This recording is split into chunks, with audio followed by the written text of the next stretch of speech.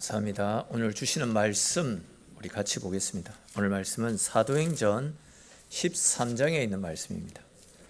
사도행전 13장 1절에서 3절까지 말씀입니다. 제가 가진 성경으로 신약성경 208페이지에 있습니다. 신약성경 208페이지에 있는 사도행전 13장 1절에서 3절까지 말씀입니다.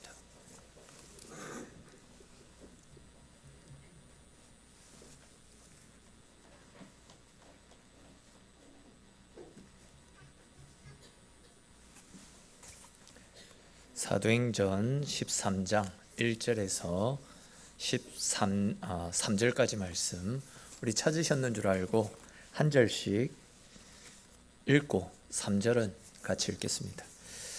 안디옥 교회에 선지자들과 교사들이 있으니 곧 바나바와 니게르라 하는 시므온과 구레네 사람 루기오와 분봉왕 헤롯의 젖동생 마나엔과 및 사울이라.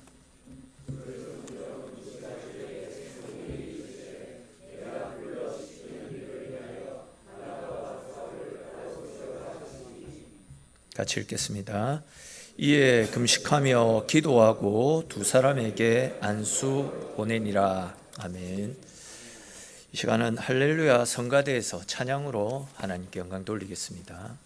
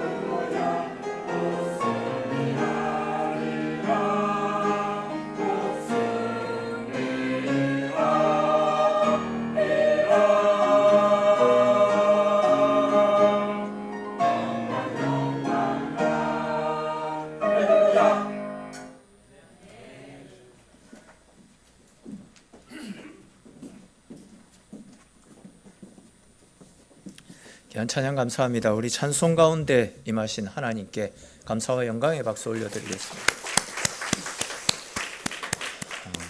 지난 시간까지 해서 우리는 주님께서 베드로에게 이방인이었던 고넬료의 집에 방문하게 하시고, 또 이제 베드로가 고넬료에게 복음을 전하고 기도드릴 때 성령 충만한 은혜가 고넬료와 그의 온 집안에 임하였던 그 사건을 계기로 해서 이방인들에게도 속히 복음을 전가하기를 원하고 계시는 하나님의 마음을 함께 살펴보았습니다.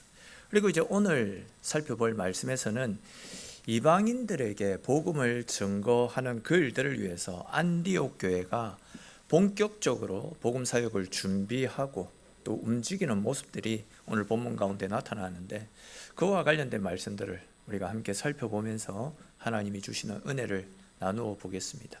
이 시간 가운데도 말씀을 깨닫는 지혜와 하나님께서 나에게 주시는, 나를 위해서 준비해 놓으신 새로운 은혜를 받아 누리시는 귀하고 복된 시간 되시기를 주님의 이름으로 축원합니다.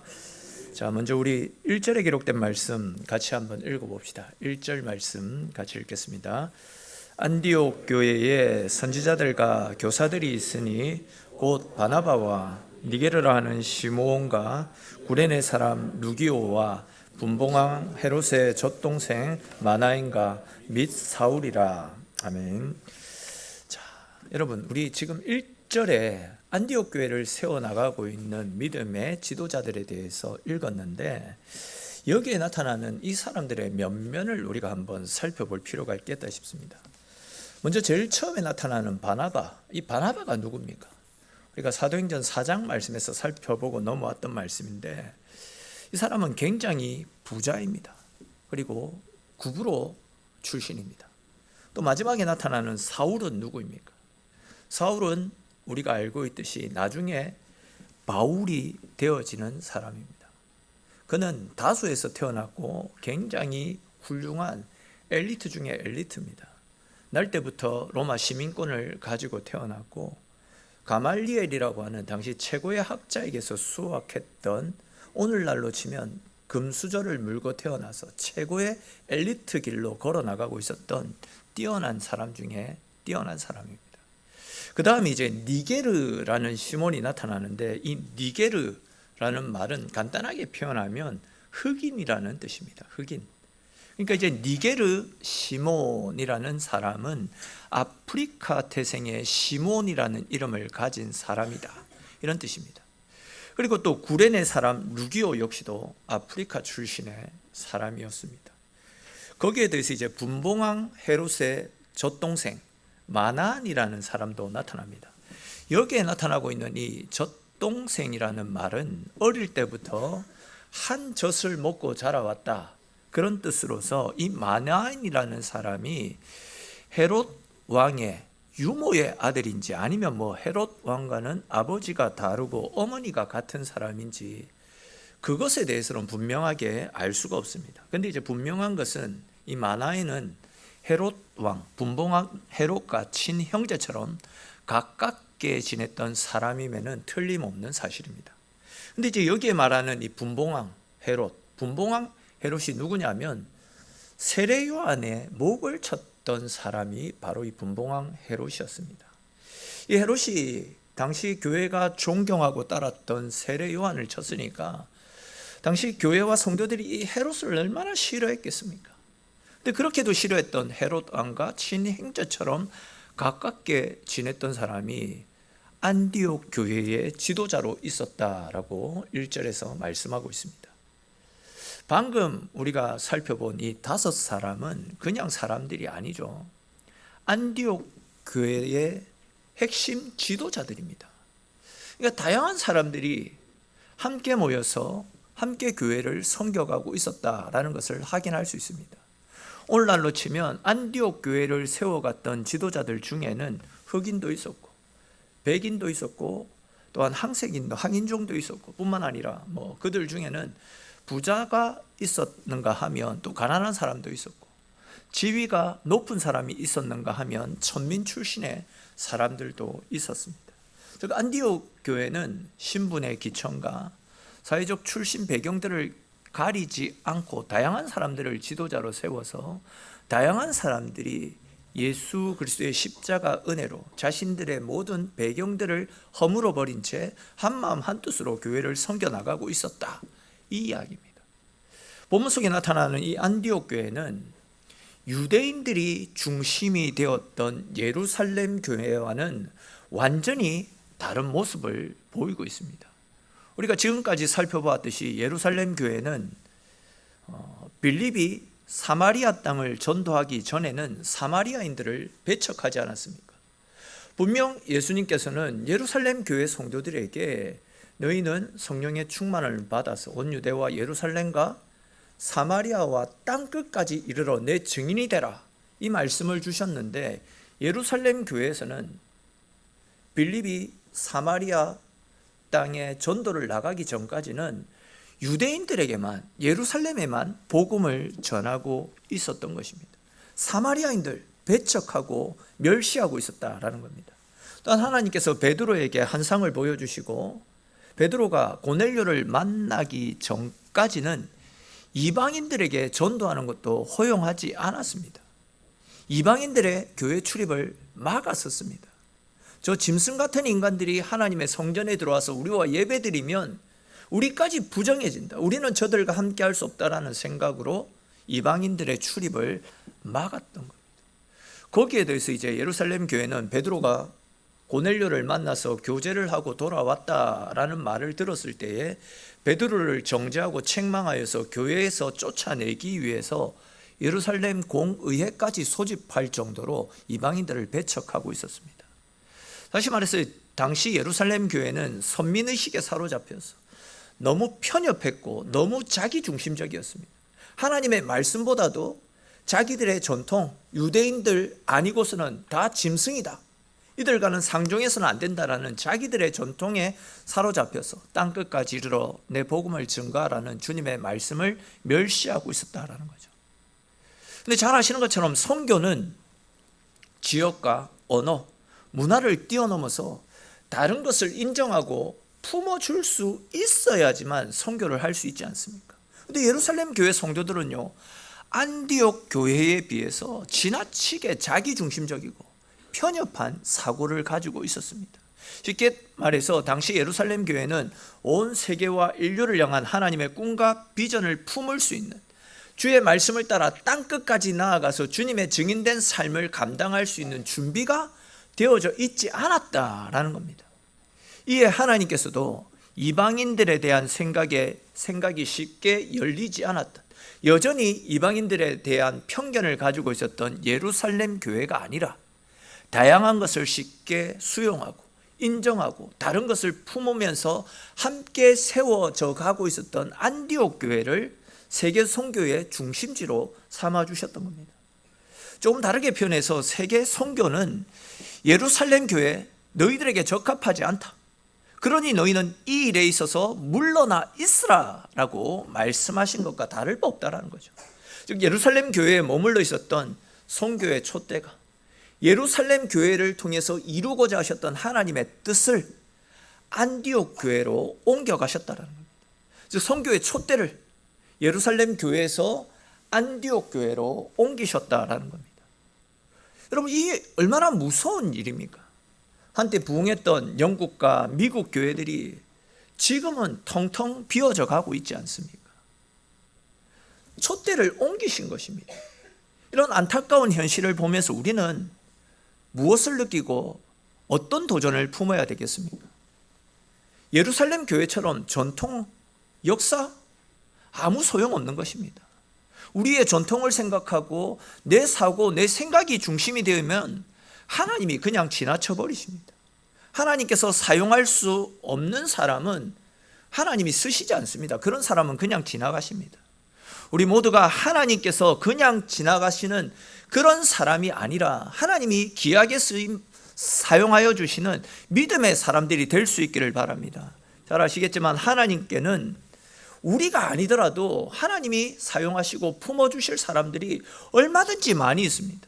또한 하나님은 은도 내 것이고 금도 내 것이다 라고 하셨던 말씀처럼 하나님께는 물질도 부족함 없이 넉넉하게 너무나도 많이 있습니다.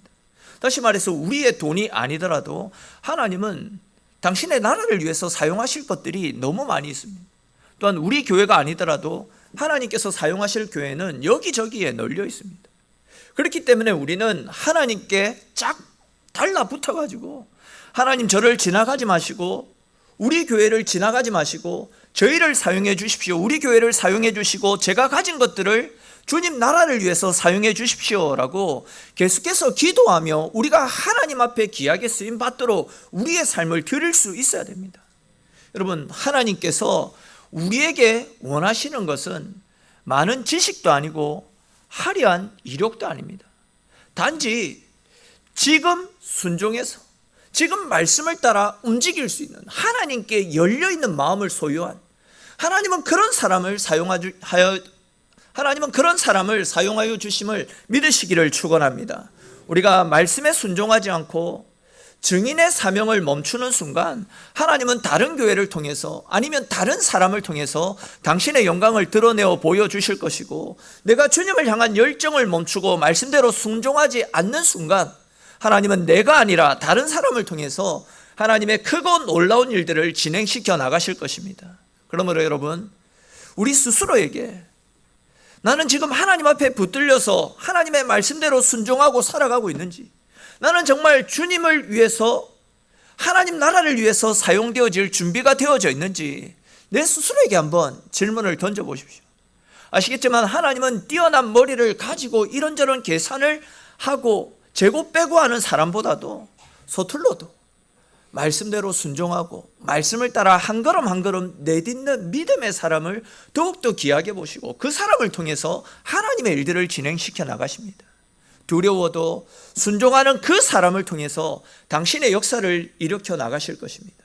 그러므로 여러분, 언제나 주님, 제가 여기 있사오니 주님 저를 사용해 주십시오 라는 고백으로 하나님께서 찾으시고 하나님께서 기뻐하시는 믿음의 사람으로 귀하게 쓰임받는 저와 여러분들의 인생이 될 수 있기를 주님의 이름으로 축원합니다.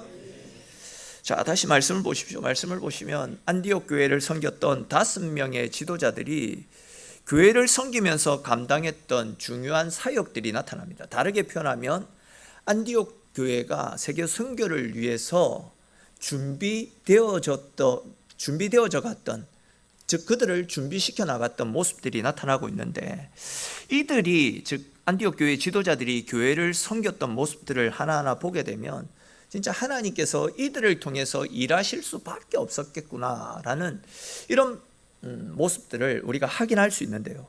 먼저 이들은 선지자와 교사로서 교회를 섬겼다라고 말씀이 증언하고 있습니다. 여기서 말씀하고 있는 1절에서 말씀하고 있는 선지자는 하나님이 주신 말씀을 있는 그대로 백성들에게, 성도들에게 선포하는 사람들이고, 또 교사는 그 말씀을 붙잡고 성도들의 눈높이에 맞춰 가지고 하나하나 성도들에게 말씀을 가르쳐주는 사람들이었습니다. 둘 다 공통점이 있죠. 그 공통점은 하나님의 말씀을 내 것으로 받아들이고 말씀을 가르치는 일을 했다라는 점입니다. 그러니까 이제 안디옥 교회의 5명의 지도자들은 전부 다 말씀을 익히 잘 알고 말씀을 사모했고 그 결과 말씀의 능력을 가지고 있는 사람들이었습니다. 다들 공감하시겠지만 이 영적 지도자의 권위는 말씀으로부터 비롯되어집니다.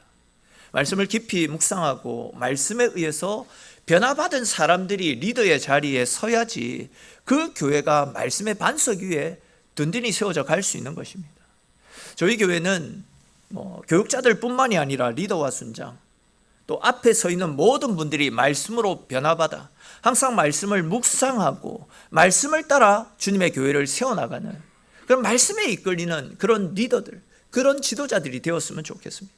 특별히 리더는 사랑방이라고 하는 작은 교회를 섬기는 작은 교회의 목자 아닙니까? 절대 쉬운 일이 아닙니다. 양들을 말씀으로 이끄는 역할, 그 일에 얼마나 준비가 많이 되어져야 되겠습니까? 사단의 유혹과 시험이 얼마나 앞에 서 있는 자들을 흔들어 대겠습니까?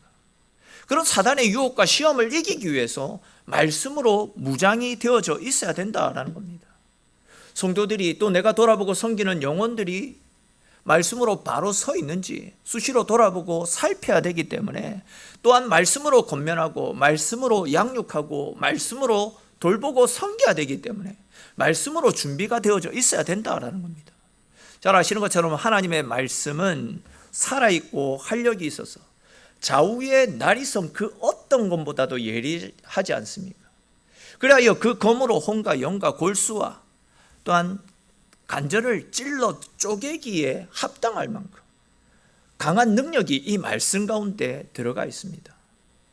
그렇기 때문에 우리는 앞에 서 있기 때문에, 또한 우리를 유혹하고 시험하고 있는 사단의 권세를 찔러 이겨야 되기 때문에 말씀으로 우리를 무장시켜 나가야 되고, 또 내 속에 하나님을 멀리하게 만드는 내 속에 있는 죄들을 말씀의 검으로 도려내어야 되기 때문에 항상 말씀으로 잘 무장이 되어 있어야 된다는 겁니다. 그러므로 여러분, 다시 한 번 더 권면을 드리지만 하나님의 말씀으로 우리 자신을 온전히 세워나갈 수 있기를 바랍니다. 말씀을 붙잡고 말씀의 능력을 삶 가운데 경험하며 살아갈 수 있기를 바랍니다. 말씀이 우리의 삶을 장악할 때에 하나님께서 허락하여 주시는 새로운 힘이 생겨나고, 말씀으로 내 삶을 토대를 다져나가게 될 때에 어떤 유혹과 시험 앞에서도 흔들리지 않는, 지치지 않는 하나님의 은혜를 경험할 수 있게 될 것입니다. 또한 말씀으로 사단의 시험을 이기고 말씀으로 우리의 영혼이 강건해지는 하나님의 복을 받아 누릴 수 있게 되는 것입니다. 안디옥 교회 성도들이, 지도자들이 바로 이렇게 말씀으로 자기 자신들을 준비시켜 나갔다라는 것입니다. 안디옥 교회 성도들처럼 우리 교회와 모든 성도님들도 말씀으로 잘 훈련받고 말씀으로 무장해서 언제나 살아있는 신앙, 그리하여 생명을 살리고 구원하는 능력 있는 삶을 통해 이 시대의 증인으로서 귀하게 쓰임 받을 수 있게 되기를 주님의 이름으로 축원합니다. 또 계속 살펴보면 이 안디옥 교회의 지도자들은 경건한 삶을 살면서 교회를 섬겨 나갔다라는 사실을 확인할 수 있습니다. 2절에 기록된 말씀 우리 다시 한번 읽어볼까요? 2절 말씀 같이 읽겠습니다. 주를 섬겨 금식할 때에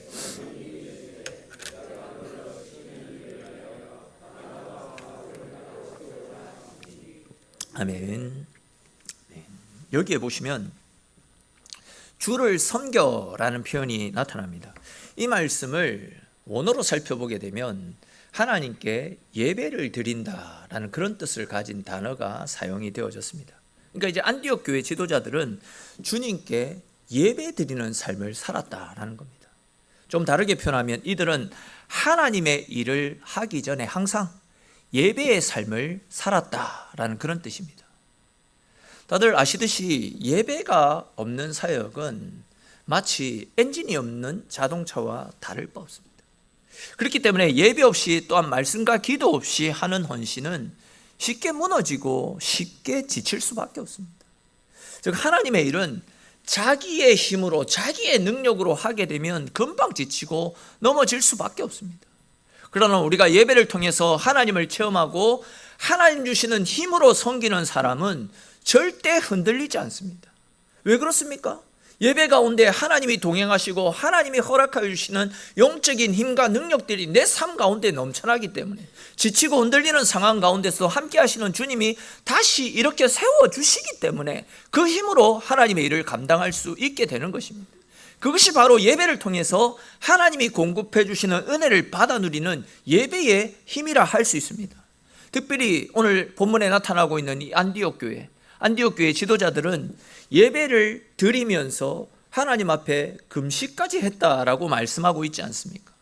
여기에서 말씀하고 있는 금식을 했다라는 이 표현도 원어로 살펴보면 하나님께 기도를 드렸다라는 그런 뜻으로 사용되어지고 있습니다. 그러니까 이제 안디옥 교회 지도자들은 하나님 앞에 기도 드리는 기도의 사람들이었다, 그런 말씀입니다. 다시 종합해서 말씀을 드리면 안디옥 교회 지도자들은 항상 말씀의 능력에 이끌리는 사람이었고 거룩한 예배를 사모하는 사람들이었고 또한 금식하며 기도하는 경건의 삶이 항상 뒷받침되어져 있었던 사람들이었음을 알 수 있습니다. 우리는 이 말씀을 통해서 신앙생활은 진짜 피나는 투쟁과도 같은 것임을 새롭게 깨닫게 됩니다. 아시듯이 신앙생활은 죽느냐 사느냐는 치열한 영적 전쟁입니다. 땀이 핏방울이 되도록 기도하지 않으면 견딜 수 없는 것이 신앙생활의 현실이라는 겁니다. 그럼 어떻게 성경을 읽지 않고 금식도 해보지 않고 또한 내 모든 것들을 내려놓은 채 기도하지 않는 사람들이 승리하는 신앙생활을 할 수 있겠습니까? 우리가 진짜 신앙생활을 잘 해보고 싶다라고 한다면, 진짜 우리가 안디옥 교회 성도들처럼 하나님 앞에서 귀하게 쓰임받고 싶다라고 한다면, 이런 헌신과 투쟁, 하나님을 가까이 하는 노력들이 우리의 삶 가운데 뒷받침될 수 있어야 되는 것입니다. 흔히들 교회 다니면서 많이 하는 착각 중에 하나가, 신앙생활을 하면 내 삶의 평탄대로가 펼쳐지고 내 삶의 문제가 척척 해결되어지고 나는 늘 언제나 안정적이고 평안한 삶을 살아갈 수 있을 것이다. 이런 어떤 기복적인 신앙생활을 꿈꾸고 기대하는 분들이 많이 있지만, 제가 계속 말씀을 드렸듯이 신앙생활을 하다 보면요, 우리가 진짜 말씀대로 살려고 하면, 진짜 하나님과 동행하는 은혜의 삶을 살려고 하면 사탄이 그것을 방해하기 때문에 더 힘들고 더 어려운 일들을 많이 경험합니다. 예수님만 봐도 그렇지 않습니까? 예수님은 하나님의 아들이심에도 불구하고 이 땅 가운데 계실 때에 편안히 발을 뻗고 주무실 공간도 없었다라고 합니다. 식사도 제때제때 하시지 못할 정도로 굉장히 힘든 삶을 사셨습니다. 수많은 원수들로부터 이런저런 공격을 받고 모함과 조롱, 멸시를 받기까지 하시지 않았습니까? 사단이 가만히 내버려 두지 않기 때문에 믿음 생활을 잘 하는 사람들일수록 더욱더 많은 시험에 노출될 수 있습니다. 그렇기 때문에 항상 하나님과 가까이 하면서 하나님이 주시는 은혜 가운데 우리의 삶을 잘 단련시키고 우리의 삶을 잘 준비시켜 나갈 수 있어야 된다는 겁니다. 다르게 표현해서 우리가 안디옥 교회처럼 하나님으로부터 귀하게 쓰임받고 하나님 주시는 은혜를 누리고 싶다라고 한다면 우리 역시도 항상 하나님을 가까이 하는 일들에 힘써야 된다는 겁니다. 하나님을 알아가는 일들, 말씀을 통해서 하나님을 알아가는 일들과 예배 드리는 일, 또한 말씀을 근거해서 하나님 앞에 기도 드리는 일들을 위해서 우리의 삶을 온전히 드릴 수 있어야 됩니다. 쉽게 말해서 말씀과 기도 또한 경건한 예배 생활을 통해서 주님께로 가까이 다가서서 주님과 함께하는 삶이 우리 생활 속에 뒷받침이 될 수 있어야 된다. 그렇게 할 때 우리가 하나님으로부터 더욱더 귀하게 쓰임받고 하나님이 주시는 은혜 속에서 살아갈 수 있다라는 것입니다. 우리 이와 관련해서 시편 145편 18절에 기록된 말씀 같이 한번 읽어봅시다. 시편 145편 18절 말씀 앞에 화면 보면서 같이 읽겠습니다. 여호와께서는 자기에게 간구하는 모든 자, 곧 진실하게 간구하는 모든 자에게 가까이 하시는도다. 아멘. 그렇습니다, 여러분. 하나님이 우리에게 가까이 오시면 마귀는, 사탄은 멀리 떠나갈 수밖에 없습니다. 사탄이 감히 어떻게 하나님 근처에서 믿음의 사람들을 흔들어 댈 수 있겠습니까? 하나님이 가까이 오시면 어떤 문제도 다 이겨나갈 수 있습니다. 우리를 위해서 당신의 아들까지도 내어주신 하나님이 우리를 위해서 무엇인들 주시지 않겠습니까? 그런 하나님의 은혜, 함께 하시는 복을 받아 누리기 위해서 우리가 주께로 가까이 나가 주님과 함께하는 삶을 살아갈 수 있어야 되는 것입니다. 그런 삶을 위해서 예배를 드리고 말씀을 가까이 하고 간절히 주님을 부르짖고 하나님을 찾아야 되는 것입니다. 우리가 그렇게 하나님을 가까이 하며 하나님을 찾을 때에 하나님께서 우리 가까이 다가오시고, 하나님께서 그렇게 우리 가까이 다가오실 때에 우리의 문제들이 주의 은혜 가운데 해결되어지고 세상을 이길 수 있는 하나님의 능력을 소유할 수 있게 된다라는 사실을 믿음으로 받으시기를 축원합니다. 저와 여러분들 모두가 안디옥 교회 성도들과 이 지도자들처럼 늘 언제나 말씀으로 무장하고 늘 언제나 기도의 자리를 쉬지 않고 섬기면서 날마다 하나님과 가까이 하심으로 하나님의 도우심을 힘입어 그 은혜로 말미암아 사도행전 29장을 새롭게 써내려가며 주님의 증인된 삶을 능히 감당해 나갈 수 있게 되기를 주님의 이름으로 축원합니다. 자, 이제 마지막으로 2절에 기록된 말씀, 이 말씀만 한 가지만 더 살펴보고 말씀을 마무리하겠습니다. 자, 2절 중반 말씀을 보시면 내가 불러 시키는 일을 위해 바나바와 사울을 따로 세우라 하시니, 이 말씀이 나타납니다. 여기에서 말씀하고 있는 따로 세우라라는 이 말씀을 원어상으로 보게 되면 온전히 헌신하도록 구분시켰다라는 그런 뜻을 가지고 있습니다. 오늘 본문과 관련해서 말씀을 드리면 바나바와 사울, 이 두 사람은 이제 선교를 위해서 부름받은 사람이니까 이제부터는 선교에만 헌신할 수 있도록 다른 일을 맡기지 말라라는 그런 의미의 말씀입니다. 한마디로 선교사에게만 집중해라, 이것이 바로 따로 세우라, 이런 뜻입니다. 사실 생각을 해보십시다. 사울과 바나바, 이렇게 헌신된 사람을 선교를 위해서 따로 세워서 교회 일에 있어서는 손을 떼게 하라, 이 말씀은 교회적으로 볼 때 손해가 이만저만이 아닙니다. 그렇지 않겠습니까? 이렇게 교회를 위해서 헌신했던 두 사람이 교회에서 손을 떼고 교회를 하지 않게 된다라고 한다면 교회는 어떻게 되겠습니까? 안 그래도 교회 안에는 항상 일꾼들이 부족한데 교회의 핵심 리더 두 사람이 교회 일에서 손을 떼게 된다면 교회 사역에 마비가 올 수 있습니다. 그런데 이제 중요한 것은 우리가 하나님을 위해서 헌신할 때에는 항상 가장 귀한 것을 구분해서 드릴 수 있어야 된다라는 겁니다. 가장 귀한 일꾼들을 보낼 수 있어야 되고요, 남는 시간, 남는 물질, 남아 도는 사람이 아니라 최고로 귀한 것들을 구분해서 하나님 앞에 드릴 수 있어야 됩니다. 시시한 것들로 하나님을 섬기면 안 됩니다. 안디옥 교회를 한번 보십시오. 그들은 교회 안에서 가장 큰 영향력을 발휘하고 가장 헌신되고 가장 충성된 일꾼들을 따로 세워서 선교를 위해서 그들을 구분해서 드리는 것을 보게 됩니다. 하나님의 음성이 들려왔습니다. 이들을 따로 구분해서 세워라. 교회가 고민에 빠지기 시작합니다. 그리고 그 일들을 위해서 금식하고 기도합니다. 그만큼 이 문제가 쉬운 일이 아니다라는 겁니다. 충성되고 헌신된 일꾼을 구분해서 세워라. 이들에게는 교회 일이 아니라 다른 일을 맡겨라. 절대 쉬운 일이 아니다라는 겁니다. 그리고 결론적으로 그들은 성령의 음성에 순종해서 선교를 위해서 그렇게 충성된 두 일꾼들을 따로 세웠습니다. 즉 하나님의 일을 위해서 정말 소중한 것들을 포기하고 구분해 놓는 것을 볼 수 있습니다. 여러분, 앞에서도 말씀을 드렸듯이 하나님의 일은 내가 희생하지 않으면 안 됩니다. 절대적인 헌신, 절대적인 희생만이 하나님을 기쁘시게 할 수 있고 그런 희생을 통해서 풍성한 열매를 맺을 수 있게 되는 것입니다. 우리가 살펴본 대로 안디옥 교회는 하나님 나라를 위해서 자기들의 가장 좋은 것들을 드렸던, 즉 자기를 희생할 줄 아는 구분된 삶을 살았던 그런 교회였습니다. 그런데 여러분, 안디옥 교회와 우리의 삶을 비교해 보십시오. 우리는 어떤 것 같습니까? 어떤 것 같습니까? 하나님, 이것만 빼면 안 되겠습니까? 하나님, 이거는 다음에 하면 안 되겠습니까? 이런 생각들이 우리의 생활 속에 깔려 있지는 않습니까?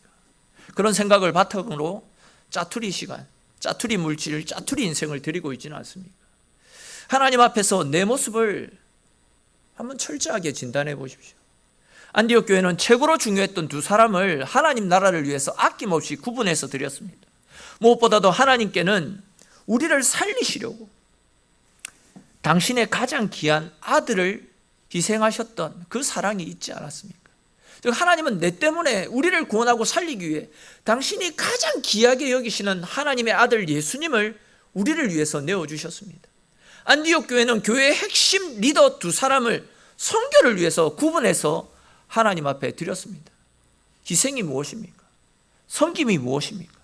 희생과 섬김은 현 시점에서 나에게 있어서 가장 최고의 것을 하나님 앞에 드리는 것입니다. 그것이 물질이 되었든 그것이 시간이 되었든 내 인생이 되었든 내가 드릴 수 있는 최고의 것으로 하나님 앞에 드릴 수 있어야 됩니다. 내가 힘이 있고 내가 시간이 있을 때에는 내 하고 싶은 거 다 하다가 나중에 불러주는 사람 없고 딱히 할 일 없을 때, 내가 나중에 여유가 있을 때 그때 가서 하나님의 일을 해야지. 이거는 하나님이 원하시는 모습이 아니다라는 겁니다. 하나님을 사랑하는 사람이라면, 즉 주님으로부터 생명의 빛을 진 사람이라고 한다면 주님을 위해서 내가 가장 소중히 여기는 것들을 포기하고 주님을 뒤따를 수 있어야 됩니다. 내가 쓰다 남은 시간이 아니라 최고로 중요한 시간에, 또한 내가 쓰다 남은 물질이 아니라 나의 최고의 정성을 들여서 주님 앞에 헌신을 드릴 수 있어야 됩니다. 여러분, 절반의 헌신으로는 아무것도 할 수 없습니다. 물은 100도씨가 되어야지 끓지 않습니까? 2도만 모자라도 98도가 되어도 99도가 되어도 물은 끓지 않습니다. 즉 주님께서 우리에게 원하시는 헌신은 부분적인 헌신을 드려서는 안 됩니다. 부분적인 헌신을 드려서는 불이 일어나지 않습니다. 기도를 드리기는 드리는데 충분히 기도하지 않기 때문에 불꽃이 일어나지 않는 것입니다. 섬기기는 섬기는데 적당히 내 자존심 살려가면서 내가 할 일 다 해놓고 남는 것으로 섬기는 것, 그러면 헌신이 일어나지 않습니다. 능력이 일어나지 않는 것입니다. 주님으로부터 생명을 빚진 사람이라고 한다면, 즉 내가 받은 구원의 십자가의 은혜가 가장 귀하고 가장 가치 있는 것임을 알고 있는 사람이라고 한다면 내 것을 다 챙기고 나서 남는 것으로 희생하지 않는다라는 겁니다. 항상 나의 최고를, 내 전부를 하나님 앞에 드릴 수 있어야 되는 것입니다. 저와 여러분들 모두가 오늘 나눈 말씀처럼 비록 작은 일이라 할지라도 주님의 일을 내 삶의 최우선순위로 놓고 그 일들을 위해서 믿음의 삶을 살 수 있기를 바랍니다. 항상 나의 최선을 다해서 주님의 나라와 주님의 몸된 교회를 섬길 수 있기를 바랍니다. 우리가 주님을 위해서 드린 작은 순종 하나와 작은 헌신 하나가 하늘에 쌓이는 영원한 열매가 될 것이고, 우리들의 가정과 자녀와 우리의 모든 삶에서 하나님이 친히 일하시는 능력의 흔적을 경험하는 이 시대의 증인이 되어지고 하나님의 복의 통로, 축복의 통로가 되는 흔적이 되어질 것입니다. 언제나 이런 믿음을 가지고 언제나 최고의 순종, 최고의 헌신으로 주님 나라와 교회를 섬겨 나가심을 통해 하나님께서 준비해 놓으신 크고 놀라운 은혜와 하늘의 복을 받아 누리면서 하나님이 행하여 주시는 크고 놀라운 일들의 증인된 삶을 잘 감당해 나갈 수 있는 저와 여러분들의 삶이 될 수 있기를 주님의 이름으로 축원합니다. 우리 오늘 주신 말씀들을 생각하면서 함께 같이 기도드리기를 원합니다. 이 안디옥 교회는 하나님 앞에 언제나 말씀과 기도로 경건한 삶으로 하나님 주시는 은혜를 누렸습니다. 그리고 그 주신 은혜를 가지고 최고의 헌신으로, 최고의 구별된 모습으로 하나님 앞에 나아갔습니다. 이런 안디옥 교회의 모습과 우리의 모습을 비교해 보면서, 하나님, 우리 역시도 나의 최선을, 나의 최고의 것을, 나의 모든 수고와 노력을 다하여 하나님을 섬겨 나갈 수 있게 해달라고, 특별히 주님으로부터 생명을 빚진 자로서 나에게 가장 최고의 것을 주신 주님의 은혜에 감사함으로 나 역시도 주님 나라와 주의 교회를 위해서 최고의 헌신, 최고의 섬김으로 하나님 나라와 교회를 섬겨 나갈 수 있게 해달라고, 또 우리 각자에게 주신 말씀을 따라 하나님 앞에 함께 한 마음으로 같이 기도드리겠습니다.